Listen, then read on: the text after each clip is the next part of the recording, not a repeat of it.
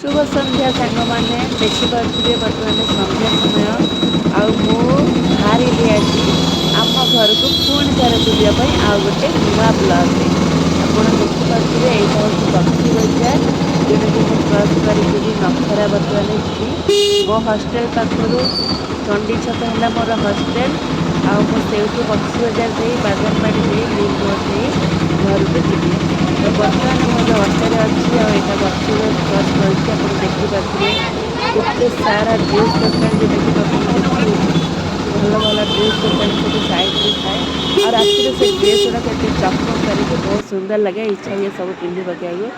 Finally ଆସି ପହଞ୍ଚିଗଲି ଆଉ ଘରକୁ ମୂର୍ଖ ଢେର ସାରା ସେଥିରେ ସବୁ ଜଳଖିଆ ବରା ପିଆଜି ଧରିକି ଆପଣ ଦେଖିପାରୁଥିବେ କେତେ ସାରା ଜଳଖିଆ ଆଉ ଏଇଠି ମୁଁ ସବୁ ପ୍ରକାର ଜଳଖିଆ ସାଇଜ୍ କରିକି ରଖିଛି। ସେପଟେ ଦିଦି ମିଠା ପ୍ୟାକେଟ୍ କାଢୁଛନ୍ତି। ସବୁ ପ୍ରକାର ଜଳଖିଆରେ ଦେଖିପାରୁଥିବେ ବରା ସିଙ୍ଗଡ଼ା ଆଳୁଚପ୍ ବ୍ରେଡ୍ ଚପ୍ ଆଉ ଆମର ଭେଜିଟେବଲ୍ସ ଚପ୍ ଆଉ ଇଏ ହେଲା ସ୍ପ୍ରିଙ୍ଗ ରୋଲ୍ ଯେଉଁଟାକି ତା ଦେହରେ ଚାଉମିନ୍ ଅଛି ଆଉ ଏଇଟା ପୁରା ସମ୍ପୂର୍ଣ୍ଣ ଭାବେ ଭେଜ୍ ରୋଲ୍ଟା ଯେହେତୁ ଆମେ ଆଇଁଷ ନନଭେଜ୍ରେ ଖାଇବା ପାଇଁକି ଚିକେନ୍ ହେଇଛି ଘରେ ଚୁନା ମାଛ ତରକାରୀ ତ ଜଳଖିଆରେ ସବୁ ସାଧା ଅଛି କିଛି ଆଇଁଷ ଜିନିଷ ଆସିନି। ଆଉ ଦେଖିପାରୁଥିବେ ଏଇଠି ମା ସବୁ କାଢ଼ିକି ରଖିଛନ୍ତି ଆଉ ମୁଁ ତାକୁ ଗୋଟି ଗୋଟି କରି ସାଇଜ୍ କରିକି ରଖୁଛି ତାକି ଗୋଟେ ଥାଳି ସୁନ୍ଦର ଲାଗିବ ଖାଇବା ପାଇଁ। ସାଇଡ଼ରେ ଖଟା ମିଠା ଚଟଣି ଅଛି ଆଉ ବ୍ରେଡ଼୍ ଚପ୍ ବେଶୀ ନଥିଲା ଦୁଇଟା ଥିଲା ମୁଁ ସେ ଦୁଇଟା ହିଁ ନେଇ ଆସିଛି ଭେରାଇଟିସ୍ ପାଇଁକି କେବଳ। ଘରକୁ ଆସିଲେ ଅଲଗା ପ୍ରକାର ମଜା ମୋତେ ବହୁତ ଖୁସି ଲାଗେ ଯେତେବେଳେ ଘରେ ପରିବାରଙ୍କ ସହ ଥାଏ। ହେଲା ମିଠା ଠାରୁ ବି ଆହୁରି ମିଠା ମୋ ପରିବାରରେ ରହିଲେ ଖାଏ ନ ଖାଏ ଯାହା ବି ହଉ ବାପ ଘର ଖୁସି ଆଉ କେଉଁଠି ବି ସଂସାରରେ ନାହିଁ। ଆଉ ନିଜର ଭଉଣୀ ବାପା ମାଆଙ୍କ ପାଖରେ ସମୟଟା ଆଜି ଯେତିକି ଆମ ସମୟ ଘରେ ମୋର କେତେ କଟେ ସାରା ଜଳଖିଆ ବହୁତ ଆସିଛି ଖୁସିରେ କଟେ।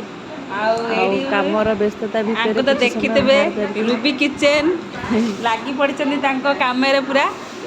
ହେଲେ ମୋ ବଡ଼ ଭଉଣୀ ରୁବି କିଚେନ୍ ଯାହାର ହେଲା ୟୁଟ୍ୟୁବ୍ ଚ୍ୟାନେଲ୍ ରୁବି କିଚେନ୍ ଇନଷ୍ଟାଗ୍ରାମରେ ମାଇ ହେଟ୍ ମହାଦେବ ଏଇଟା ସବୁ ଖାଇବା ଜିନିଷ ଆଜି ମୋ ଭଉଣୀମାନଙ୍କ ପାଇଁ ସବୁ ଆମେ ନେଇକି ଆସିଛୁ।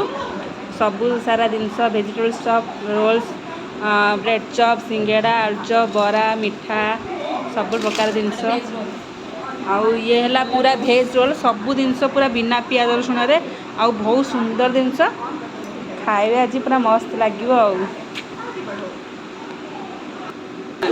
ତ ଫାଇନାଲି ଦେଖିପାରୁଥିବେ କୁଇନ୍ ମୋର ବସି ମୋ ମା ପଡ଼ିଛି କ'ଣ ଖାଇବା ଖାଉଛି କି ପାଇଁକି କିଛି ଖାଇବନି ଏଇ ସବୁ ଗୋଟେ ପକେଇଦେଲା ଗୋଟେ କରି ତଳେ କାଢ଼ିକି ଖାଲି ମୋ ଫୋପାଡ଼ି ମା କ'ଣ ଖାଉଛି ଦେବ କି ଗଧି ଇଏ ହେଲା ଆମ ସାନ ମା ଭଉଣୀର କ'ଣ ଗେହ୍ଲା ଖାଉଛି ଝିଅ କି ଆମ ଫ୍ୟାମିଲିର ସବୁଠୁ କ୍ୟୁଟ୍ ଛୁଆ ଆଉ ଇଏ ଗୋଟେ ଛୁଆ ଏଡ଼ିକି ଟିକେ ଆଉ ସବୁ ବଡ଼ ବଡ଼ ଛୁଆ ଆଉ ଇଏ ତ ସମସ୍ତଙ୍କ ଜୀବନ।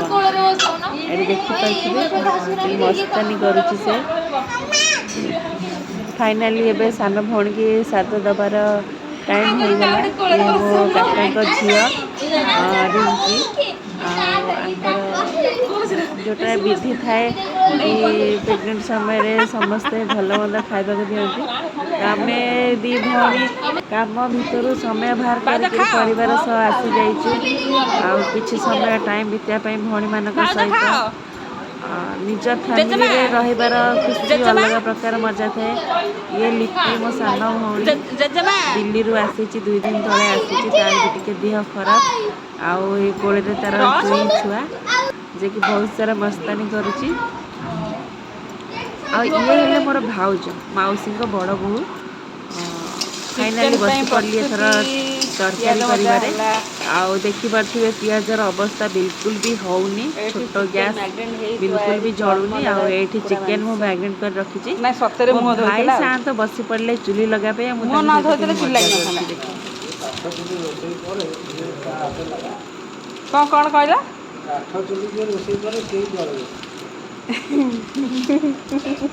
ଶୁଣିପାରିଲେ ମୋ ଭାଇ କ'ଣ କହିଲେ?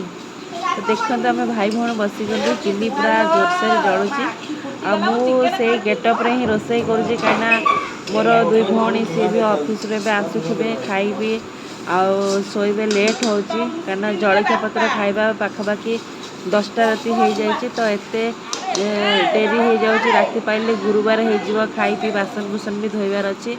ଆଉ ଜାଳ ବହୁତ ଜୋରରେ ହାଇ ଜଳୁଛି, ତ ରୋଷେଇ କରିବା ପାଇଁ ଟିକେ ଅସୁବିଧା ଲାଗୁଥିଲା। ଫିର୍ ବି ମୁଁ ଯେନେ ତେନେ ରୋଷେଇ କରିବା ପାଇଁ ଚେଷ୍ଟା କରୁଛି। ଦେଖିପାରୁଥିବେ ଏଇଟା ହେଲା ଆମ ଘର। ପୂର୍ବ ଭିଡ଼ିଓରେ ବି ଦେଖିଥିବେ ମୁଁ ଏଇ ଚୁଲିରେ ମାଛ ତରକାରୀ ବନାଉଥିଲି ବସିକି। ଆଉ ବର୍ତ୍ତମାନ ରାତି ହେଇଯାଇଛି ଯେହେତୁ ମୁଁ ଆଉ ସେଇ ଲୁଗା ଚେଞ୍ଜ ନ କରିକି ବସି ପଡ଼ିଛି କରିବା ପାଇଁ। ମୋ ଭାଇ ମାଉସୀ ପୁଅଙ୍କ ବଡ଼ ପୁଅ। ମୋର ଭାଇ ଭଉଣୀଙ୍କ ସାଙ୍ଗରେ ସମସ୍ତଙ୍କ ସାଙ୍ଗରେ ବହୁତ ଭଲ ବଣ୍ଡିଙ୍ଗ।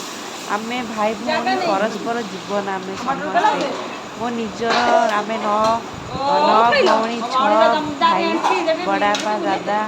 ଆଉ ଆମ ଘରେ ମିଶିକିରି ହେଲା ମୋ ସାନ ଭଉଣୀ ଆସିଲା ଏବେ ଡ୍ୟୁଟିରୁ। ଦେଖିପାରୁଥିବେ ରାକ୍ଷୀ କ'ଣ କହୁଛି। ପୂର୍ବ ଭିଡ଼ିଓରେ ଦେଖିଥିବେ ରାକ୍ଷୀ କେଉଁ ଭଳିଆ ହେଉଥିଲା ମାଛ ଟକଳା। ଆଜି ସେ ପୁଣି ଥରେ ଏଣ୍ଟ୍ରି ମାରିଛି। ଯେହେତୁ ମୁଁ ଆସିଛି, ମୁଁ ଆସିଲେ ସେ ଆସେ। ଜଣେ ଜଣେ ଏମିତି ବି ଥାଆନ୍ତି ଆମ ପରିବାର ନ ହେଇକି ବି ପରିବାରଠୁ ଅଧିକା ହୋଇଥାନ୍ତି। ଆମେ ତାଙ୍କୁ ବହୁତ ଭଲ ପାଉ। ଆଉ ଇଏ ହେଲା ରାକ୍ଷୀ। ଆଉ ଇଏ ମୋର ଭଉଣୀମାନଙ୍କ ପାଇଁ, ମୋ ପାଇଁ, ମୋ ବାପା ମାଙ୍କ ପାଇଁ, ଆମ ଟୋଟାଲି ବନ୍ଧୁବାନ୍ଧବ ଫ୍ୟାମିଲି ସମସ୍ତେ ତାକୁ ବହୁତ ଭଲ ପାଆନ୍ତି। ଦେଖିପାରୁଥିବେ ଫାଇନାଲି ଏଠି ମୁଁ କରିଛି। ମୋ ଭାଉଜ ସେପଟେ କଳମରେ ବାସନ ମାଜୁଛନ୍ତି। ଆଉ କି ଗରମ, ସେଥିରେ ପୁଣି ଲୁଗାରେ ପିନ୍ଧିକି କରିବା ବହୁତ କଷ୍ଟ। ଆଉ ମାଆ ଖାଲି ବ୍ୟସ୍ତ ହେଉଛି କେମିତି ଶୀଘ୍ର ସରିବ ଆଉ ତା ଝିଅମାନେ ଖାଇକି ରେଷ୍ଟ ନେବେ। ଦେଖିପାରୁଥିବେ ଫାଇନାଲି ଚିକେନ୍ କଷା ବସିଛି ହେଇଯାଇଛି। ଚୁଲିରେ, ଆଉ ତାର କଲର୍ଟା ବି କଷା ଆସିଯାଇଛି। ଚାଲିଛି ମୋ ଯେହେତୁ ସ୍କିନ୍ ହାତରେ। ଲଗା ଚିକେନ୍ ଅଛି ଏଥିରୁ ତେଲ ବହୁତ ବାହାରିବ। ଖାଇବୁ ଆମେ ଆଉ ପରିବାର ମୁଁ ସେଥିପାଇଁ ଟ୍ରାଏ ମିଶିକିରେ, କରୁଛି କମ୍ କିଏ ତେଲରେ ଖାଇବ କରିବା ପାଇଁ। ଆଶରେ। ଆଉ କାଠ ଚୁଲି ରୋଷେଇ ତ ପୁରା ଅଲଗା ପ୍ରକାର ଟେଷ୍ଟ, ସେଇଟା ତ ଡାଉଟ୍ ନାହିଁ। ମାନେ ଟେଷ୍ଟ ବହୁତ ସୁନ୍ଦର ଲାଗେ। ସବୁବେଳେ ଚେଷ୍ଟା କରେ କି ନନଭେଜଟା ଚୁଲିରେ କରିବା ପାଇଁ, କାରଣ ବହୁତ ଭଲ ଲାଗେ ତାର ଟେଷ୍ଟଟା ଖାଇବା ପାଇଁକି। ନା କ'ଣ? ଦେଖିଲେ ମୋର କି ଅବସ୍ଥା ଭଗବାନେ। ଭାଉଜ ମୋର ସବୁ ବାସନ କୁସନ ମାଜିଦେଲିଣି। ଆଉ ଭାଉଜ ପୁରା ଚଞ୍ଚଳିଆ ସରିଗଲାଣି। କାମ କରିବାରେ ଚିକେନ ହବ, ଖିଆ ହବ। ପୁରା।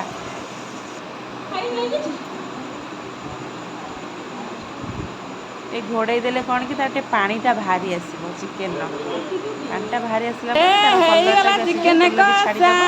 କିଏ ଆଉ ଖାଇବ ଆସ। ସବୁବେଳେ ମନେ ଏରେ ରଖିଦେବେ କଡ଼େଇରେ ଚିକେନ୍ କ'ଣ କରିବେ, ବଢିଆ କଲର ଚିକେନରେ ଦେଖାଯାଉଛି, କେବେ କ'ଣ ଥଣ୍ଡା ପାଣି ଫୋନରେ ଭଲ ଦେବେନି। କଲର ଦେଖାଯାଉନି। ନଖ ଉଷୁମ ପାଣି କରିକି ରଖିଦେବେ, ସେ ବିନା ଚିକେନରେ ଫିଲ୍ଟରରେ ଦେବେ। ରାତି ବୋଲି ଥଣ୍ଡା ସେମିତି ପାଣି ଦେଖାଯାଉଛି। ଦେବେନି। ଥଣ୍ଡା ପାଣି ଦେଲେ କ'ଣ ନା ଚିକେନଟା ପୁଣି ଫୁଟିବା ପାଇଁ ଟାଇମ୍ ଲାଗେ ଆଉ ସେ ଯିଏ ରୋଷେଇ ମାଂସଟା ଭଲ କରନ୍ତୁ ଲାଗେ।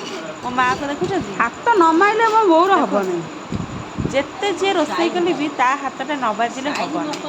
ଆସିଗଲେ ଚିକେନ୍ ତରକାରୀଟା ଟିକେ ସାଇଜ୍ ସୁଜା କରିଦେଲେ, କେଜାଣି ଜମା ଯେଉଁ ଜାଣିଥିବ। ମସଲା ଗୁଡ଼ାକ ସାଇଡ଼୍ରେ ଲାଗିଥାଏ ନା ସେ ଟିକେ ପୋଡ଼ିଯାଏ, ତା ଟେଷ୍ଟ ଖରାପ କରିଦିଏ। ତ ମାଆ ଆସିଗଲେ ତରକାରୀ ଆକ୍ଚୁଆଲି ମୋ କରିକି ସାଇଜ୍ ମା କରିବା ପାଇଁ, କିନ୍ତୁ ଆଉ ବହୁତ ମୋତେ ଭଲ ଦି ପଦ ରୋଷେଇ କଥା କରନ୍ତି। ଶୁଣିବା ପାଇଁ। ଆଉ ମୋ ମାଆ ତ ଯେଉଁଠି ଥିବେ, କିନ୍ତୁ ମୋ ମାଆ ବହୁତ ବଢ଼ିଆ ରୋଷେଇ କରନ୍ତି। ସମସ୍ତଙ୍କ ମାଆ ଭଲ ରୋଷେଇ କରନ୍ତି, କାହିଁକି ଓହୋ ନା କି ସବୁ କଥା ଛୁଆଙ୍କର ଗୁଡ଼ାକ। ପ୍ରଥମ ପସନ୍ଦ ଖାଇବା ହେଉଛି ତାଙ୍କ ମାଆମାନଙ୍କ ହାତର ରୋଷେଇ ଖାଇବା। ଆଉ ପାଣି କିନ୍ତୁ ଦବା ମୋ ମାଆଙ୍କ ହାତର ରୋଷେଇ ଆଉ ଟିକେ ଦେଇଦେବା ଆଉ ଟୋଟାଲି ଆମ ଯେମିତି ମରିକି ଫ୍ୟାମିଲି ଏତିକି ରହିବ ଆଉ। ସମସ୍ତେ ଆମେ ଭଲ ପାଉ। ଆଉ ଯେ ଖାଇବାରେ ଦେଖନ୍ତୁ ମୋତେ ଆଉ ଟିକେ ଚିକେନ୍ ରଖିଦେ। ହେଇଛି, କିନ୍ତୁ ଦିନରେ ହେଇଥିଲା ପୋଇ ସହିତ ଚୁନା ମାଛ ତରକାରୀ। ମୁଁ ଅଫିସରୁ ଆସିଲା ବେଳେ ମାଆକୁ କହିଥିଲି ମାଆ ମୋ ପାଇଁ ରଖିଥିବୁ। ମାଆ କହିଲା ପୋଇ ହଁ ଲୋ ଚୁନା ମାଛ ଟକଳି ତୋ ତରକାରୀ। ପାଇଁ ଅଛି। ଆଉ ଦେଖିପାରୁଥିବେ ମୁଁ କ'ଣ ଖାଉଛି। ଚିକେନ୍ ଭାତ ହେଇଛି, ହେଲେ ବି ତ ଫାଇନାଲି ଖାଇବା ସରିଗଲା, ସକାଳ ହେଇଗଲା।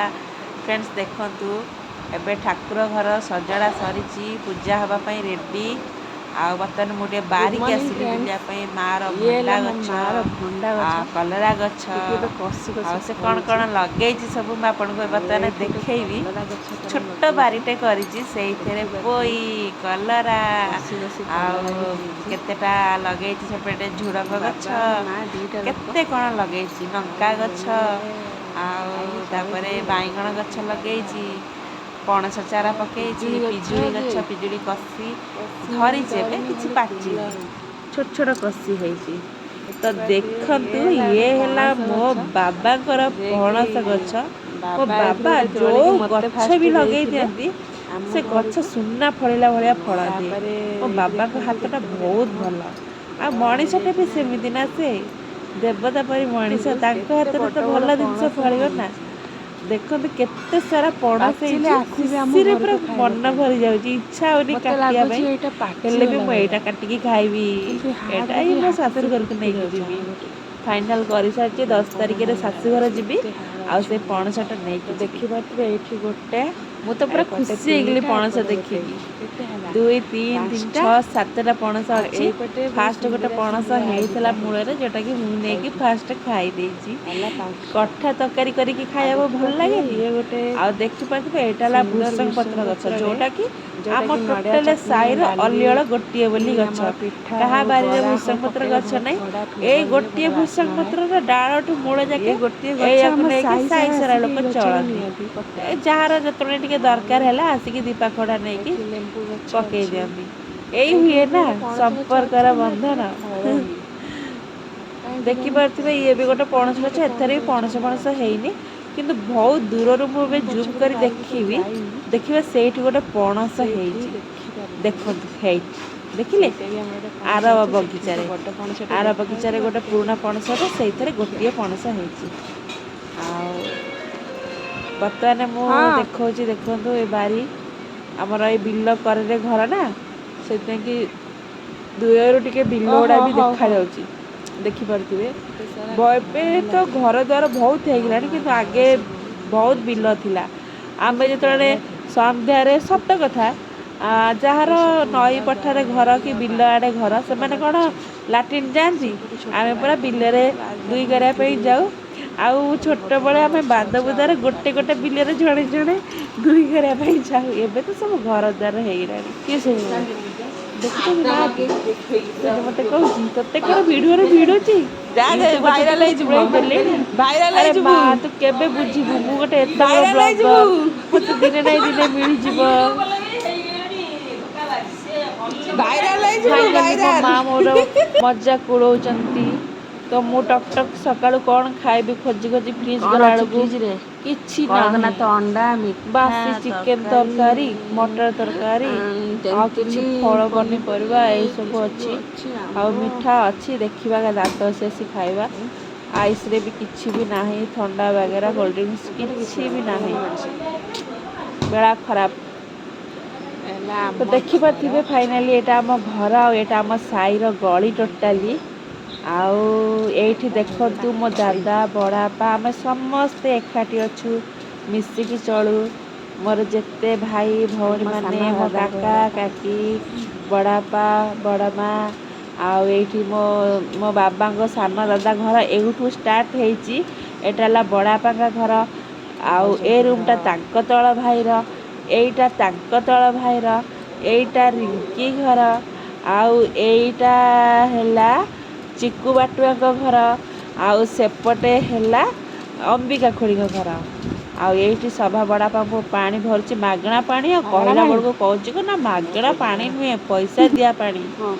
ଦେଖିଲେ ସକାଳୁ ମୋ ଭାଉଜ ପୁରା ଲାଗି ପଡ଼ିଛନ୍ତି ଠାକୁର ପୂଜାରେ। ବର୍ତ୍ତମାନ ଦେଖିଥିବା ଶୂନ୍ୟ ମନ୍ଦିର ପୂର୍ଣ୍ଣ ହେଇଯାଇଛି ତାଙ୍କ ହାତ ପୂଜାରେ। ଆଉ କିଛି ଫୁଲ ଅଛି, ମା ପୂଜା କରିବେ। ନଡ଼ିଆ ଚଉର ଯେଉଁ ଧାନ ଦେଖିଥିବେ, ସେଇଥିରେ ମେଣ୍ଟା ହେଇଛି, ବହୁତ ସୁନ୍ଦର ପୂଜାପୂଜି ଚାଲିଛି। କାସ୍ ମୋ ବାପାଙ୍କର ବି ଗୋଟେ ପୁଅ ଥାଆନ୍ତା, ଏମିତି ମୋର ଗୋଟେ ଭାଉଜ ଥାଆନ୍ତା, ସକାଳୁ ସକାଳୁ ପୂଜା କରି ଆମମାନଙ୍କୁ ଖାଇବାକୁ ବାଢ଼ି ଦେଇଥାନ୍ତା, ମୋ ବାପା ମାଙ୍କ ସେବା କରିଥାନ୍ତା। ପରିବା ଇଏ ତ କାଟୁଥିଲା, 5 ମାଉସୀଙ୍କ ବସ୍ତା ବୋହୂ ପରିବା କଟା ଦିନକ ପାଇଁ ସରିଲାଣି, ଆସିଛନ୍ତି, ଯେତେବେଳୁ ବଇଛି। ଦେଖିଲେ ଯେତିକି ସମୟ ମୋ କାଟିଲାଣି, ବଡ଼ 5 ଭଉଣୀର ବସ୍ତା ପରିବା ରିଆକ୍ସନକୁ କଟା ଦେଖୁଛନ୍ତି ସରିଲାଣି। ଟି? ତାକୁ ତ ମୁଁ ପୁରାପୁରି ଚିଡ଼େଇ ଦିଏ, ପୁରା ଆଜି ଆଜି କ'ଣ ମଠୁଆ ରୋଷେଇ? ସିଏ। ଆଉ ଏଇଠି ଆଣ୍ଟି ଦେଖନ୍ତୁ, ପଖାଳ ସକାଳୁ ଖାଇବାକୁ? ସକାଳୁ ହସିଦେଲେ, ତାଙ୍କ ମୁହଁରୁ ପଦେ କଥା ବାହାରିଗଲା। ସନ୍ତୁଳା କରୁଛି ହଁ ହଁ। ପଖାଳ ଖାଇବା ପାଇଁ। କେତେ ଏ ଖୁସି ନା, ଭାତ ଜଣକୁ କୋଉଠି ଯଦି ରୋଷେଇ କଥା କଲ? କହିବା ଅଛି, ତାଙ୍କ ମୁହଁ ଯଦି ହସ ନ ବାହାରେ, ଗ୍ୟାସରେ? ଗୁମୁରା ମୁହଁ ହେଇଥିବ, ସେଭଳି ଲୋକ ମୋତେ ବିଲକୁଲ ପସନ୍ଦ ନୁହନ୍ତି। ମଣିଷ ଜନ୍ମ ନେଇଛି, ଆଜି ଅଛ କାଲିକି ନଥିବା, ହସି ପଦେ କଥା କହିଦେଲେ କ'ଣ ଆମର ସରିଯାଉଛି? ଆଣ୍ଟିଙ୍କୁ ହସ ପୁରା 100ରୁ 100। ଏବେ ଦେଖିବା ମୋ ଭାଇର କରାମତି। ମାଙ୍କଡ଼ ଭଳିଆ ଖପ ଖପ ହେଇ ଚଢ଼ୁଛନ୍ତି ଭଣ୍ଡା ଗଛରେ, ଚାଲିଛନ୍ତି ତାଙ୍କ ଭଣ୍ଡା ପାରିବା ମିଶନରେ। ତ ପାଖରେ ଆଉ ନଗି ନେଇଛନ୍ତି ଗୋଟେ ସରୁ ନଗି, ଦେଖିବା ହୁସିଆରି। କେମିତି ପାରୁଛନ୍ତି ଭଣ୍ଡା। ନଗିବାଟା ତ ଭଣ୍ଡା ପାଖରେ ଫଳିଛି ଦେବି କଣ? ସ୍ୱର୍ଗରେ, ପାଖରେ ନାହିଁ। ଲାଇନ୍ ତାରରେ ପୁଅ ଯେମିତି ହାତ ଟିକେ ବି ନ ବାଜେ। ଭଣ୍ଡା ଦେଖିଥିବେ ସ୍ୱର୍ଗରେ ଫଳିଛି। ନଡ଼ିଆ ଗଛ ଜେଡ଼ିକି ସେ ଭଣ୍ଡା ଗଛ ସେମିତି। ଏ ଭଗବାନ, ଦେଖିଲେ ଏ ଯୁଗରେ ଆଉ ପରିବା କଟା ଗଲାବେଳେ ବି ସେ କାଟୁଥିଲେ, ସରିବନି। ଆସିଲା ବେଳକୁ ବି ସେ ଭଣ୍ଡା ହେଇଛି କାଟୁଛି। ଏଇଆକୁ ଖା। କେତେ ଏଇ ପରା ସୁନ୍ଦର କଟକଟାରେ ହେଇଛି ବିକ୍ରି ହଉଛି ପାଚିଲା ଗୁରାଏ ଭଣ୍ଡା। ପଇସା। କଟକରେ ଯୋଉ ପୋଚରା ନା ଭଣ୍ଡା କଣ ବିକ୍ରି ସାଙ୍ଗମାନେ? ହଉଛି, 2 ନମ୍ବର ଭଣ୍ଡା, ତାକୁ ହଁ ଲୋକ କିଣିକି ଖାଉଛନ୍ତି। ହେଲେ ଆମ ଯୋଉଦିନ ମୁଁ ଗଛରେ ଆସିବି ହେଇକି ସଡିକି ବାରିଘର ଫୋପଡା ହଉଛି, ବୁଲିବି, ଆମ କଣ ଘର ଲୋକ ଭଲ କେହି ମନ୍ଦ ହେଲା ପାରିବେନି। ଦେଖିବି, କୋଉଠି ବିଲିଭ କିଏ କରନ୍ତୁ ପାଚିଲା କିଏ ସାଙ୍ଗମାନେ, ନାଚିଲା, ଇଏ ତ ଆମ ଗଛ ଘରର ଲଗେଇଦେବେ କିଛି ବି ଘରେ ଦାୟିତ୍ୱ ନେବା ଶୋଇବେ। ପାଇଁ ସେମିତି କେହି ଭଣ୍ଡା ବି ନାହାନ୍ତି। ପାଚିକିରି ଆମେ 4 ଭଉଣୀ, ସିଆଡେ ମୋ ଚଢେଇ ସାନ କୁକୁର 2 ମାଙ୍କଡ ଭଉଣୀ, ଖାଇବେ ସେମାନେ ପଛେ ଇଏ ମଣିଷ ସାନ ଖାଇବେ ସାନ ନାହିଁ। ସେମାନେ କିଛି ଜାଣନ୍ତିନି। ଆମ ନଡିଆ ବଡ ପଡୁଛି, ଇଏ ଦିଦି କଣ ଏତେ ଘର ବଡ କନ୍ଦିରୁ ହେଲେ ବାହାରିବେ, ବି ଇଏ ସେ ତ ବି ସବୁ ଭିଆଇପି। ଛୁଆଳିଆ, ସେ ଘର ଏତେ କନ୍ଦିରୁ ଘରର ବାହାରିବେ ଦାୟିତ୍ୱ ନାହିଁ। କିଛି ବି ଯିଏ ନିଏ ନା। ଖାଉ ଯିଏ ନଉ ହେଲେ ମୁଁ ଯେବେ ଯାକ ବି ତାଙ୍କର ଆସେ କଣ ଯାଉଛି। ବାରିଘର ଟିକେ ଆଉ ତ ଦେଖେ କୋଉଠି କଣ ହେଲା, ଆମଦାନୀ କାହିଁକିନା ମୋ ହେଇଯାଉଛି ବାବା ସିଆଡୁ ଗଛ ବୁଛ ଲଗେଇଛନ୍ତି। ବଲାଙ୍ଗିରି ପଇସା, ମୋ ଆଉ ମାଙ୍କ ତ ଦେହ ଘରେ ବହୁତ ଖରାପ ଚାକିରି ଥାଏ, ସେ ଖାଇଲେ। ଏତେ କାମ କରିପାରେ ନା, ଏତେ ଜିନିଷ ବୁଝିପାରେ ନା। ଆଉ ମୁଁ ମଝିରେ ମଝିରେ ଆସିକି ସବୁ ଗଛ ବୁଛ ଚେକ୍ କରେ। ନଡ଼ିଆ ହେଲା, ଭଣ୍ଡା କଦଳୀ ହେଲା, କି ପନିପରିବା ବାବା ଯୋଉ ଦିଟା ଲଗେଇଥାନ୍ତି ସେଟା ମୁଁ କଲେକ୍ଟ କରେ। ଆଉ ଦେଖନ୍ତୁ କେତେ ସାରା ଭଣ୍ଡା ପାଚିକିରି ଚଢ଼େଇ ଖାଇକି ଜଣର ତ ପକଉଥିଲେ, ଆଖି ନାହିଁ ନାହିଁ ଆଜି ଆଉ ମୁଁ ଗୋଟେ ତୋଳି ଥାଇକିରି ଆଣିଲି ଅନ୍ଧ। ପରିବାର ଗୋଟେ ଆକୁ ଖାଇକି ଆମେ ଆଜି ଖୁସି ବନେଇବୁ। କହିଲେ କେତେ ସୁନ୍ଦର ଜିନିଷଟେ, ଏମିତି ଆମ ପରିବାର।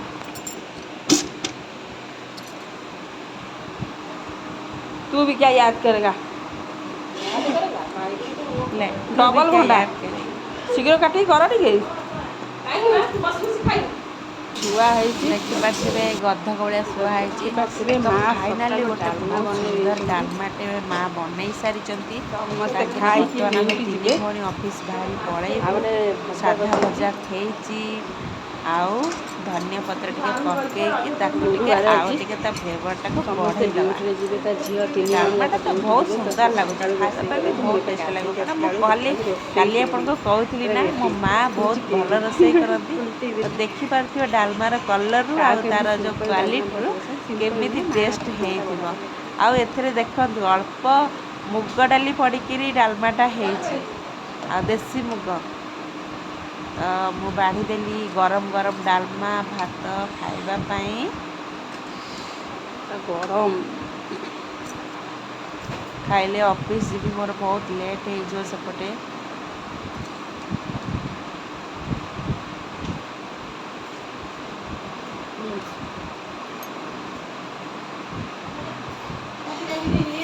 ବହୁତ ଗରମ ହେଇଛି।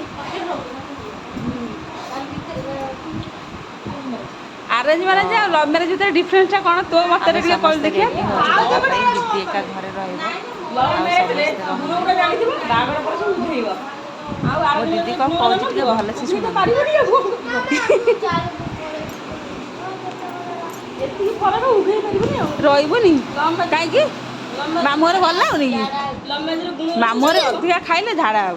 ଲଭ୍ ମ୍ୟାରେଜରେ ଗୁଣ ଗୁରା ସବୁ ଜାଣିଥିବ, ସାଙ୍ଗେ ସାଙ୍ଗେ ଉଭା ହେଇଯିବ। ତୁ ଏଇଟା କରୁଛୁ, ସେଇଟା କରୁଛୁ। ଇଏ ହେଲା ମୋ ଦିଦିର ମନ୍ତବ୍ୟ ମ୍ୟାରେଜ ପ୍ରତି, ତାର ଯୋଉ ତାର ଆନ୍ତରିକତା ଭାବନା। କିଛି ନାହିଁ, ବେଲଣା କାଠି ପିଠା ହେରିକା ପହଁରା ଯୋଉ ପର୍ଯ୍ୟନ୍ତ ଅଛି ଜିନ୍ଦାବାଦ। ବାଃ, ଅସ୍ତ୍ର ହେଇଟା ସୁନ୍ଦର ଝିଅମାନଙ୍କ ଅସ୍ତ୍ର। ଆନ୍ସର ତୁମର। ଆଉ ନଥ ତ ହେଲା ମେନ୍ ଅସ୍ତ୍ର ଆଉ। ତ ଦେଖିଥିବେ ଏବେ ଘର ଛାଡ଼ିକି ମୁଁ ପଳେଇ ଆସିଲି ଏବେ ନଖରା ଛକରେ। ବର୍ତ୍ତମାନ 3:30ଟା ଟାଇମ୍ ହେଇଛି। ମୁଁ ୱେଟ୍ କରିଛି ବସ୍କୁ, କାହିଁକିନା ମୋ ପୁଅ ପାଇଁକି କିଛିଟା ଖାଇବା ସାମାନ ଆଉ ତା ବାବାଙ୍କର ମେଡ଼ିସିନ ପଇସା ମୋତେ ଦେବାର ଅଛି। ଯେହେତୁ ତାଙ୍କର ଫୋନ୍ପେ ନାହିଁ, ମୋତେ ବସ୍ରେ ଦେବାର ଅଛି। ତ ଦିନ 3:30ଟାରୁ ହେଇଗଲା ସନ୍ଧ୍ୟା 7:30 ପର୍ଯ୍ୟନ୍ତ ମୁଁ ୱେଟ୍ କଲି ବସ୍କୁ। ବସ୍ ସେଦିନ ମୋତେ ବହୁତ କଷ୍ଟ ଦେଲା, ହଇରାଣ ହେଲା।